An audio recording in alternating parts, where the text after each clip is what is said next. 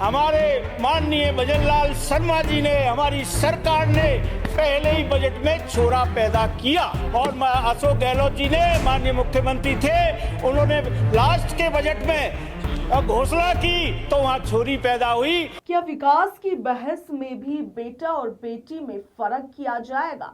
क्या बजट जैसे गंभीर विषय को समझाने के लिए ऐसी उपमाएं जरूरी है जो समाज के एक हिस्से को ठेस पहुंचा सकती है?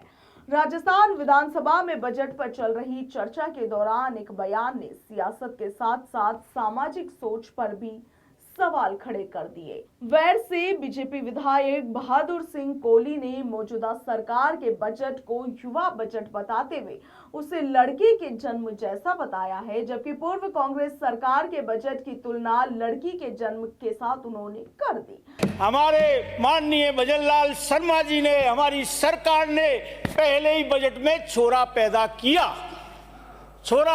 किया, दूसरा भी दूसरे बजट में भी छोरा पैदा किया और तीसरे बजट में भी छोरा पैदा किया। जो जवानी में छोरा पैदा करता है वो हमेशा काम में आता है, और अशोक गहलोत जी ने, माननीय मुख्यमंत्री थे, उन्होंने लास्ट के बजट में घोषणा की तो वहाँ छोरी पैदा हुई मगर छोरा पैदा नहीं हुआ। तो इसलिए आप विपक्ष में बैठे हुए हैं, आप जाओ। ये टिप्पणी सामने आते ही सदन का माहौल काफी गर्मा गया। विपक्ष ने इसे न केवल राजनीतिक रूप से आपत्तिजनक बल्कि इसके साथ ही सामाजिक रूप से भी असंवेदनशील करार दिया।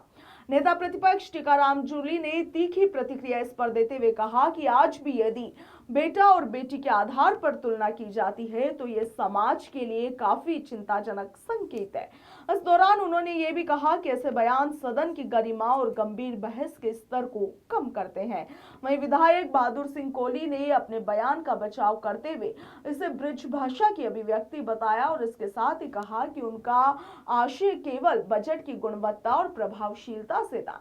किसी तरह का डिस्क्रिमिनेशन यानी कि भेदभाव करना उनका उद्देश्य कतई नहीं था, मगर इस पूरे विवाद में एक बड़ी बहस को जन्म दे दिया है। क्या राजनीतिक भाषणों में इस्तेमाल होने वाली उपमाएं केवल शब्द भर होती है या फिर वह समाज की गहरी सोच को भी दर्शाती है? क्या लोकतंत्र के सर्वोच्च मंच पर बोलते समय जनप्रतिनिधियों की जिम्मेदारी और बढ़ नहीं जाती?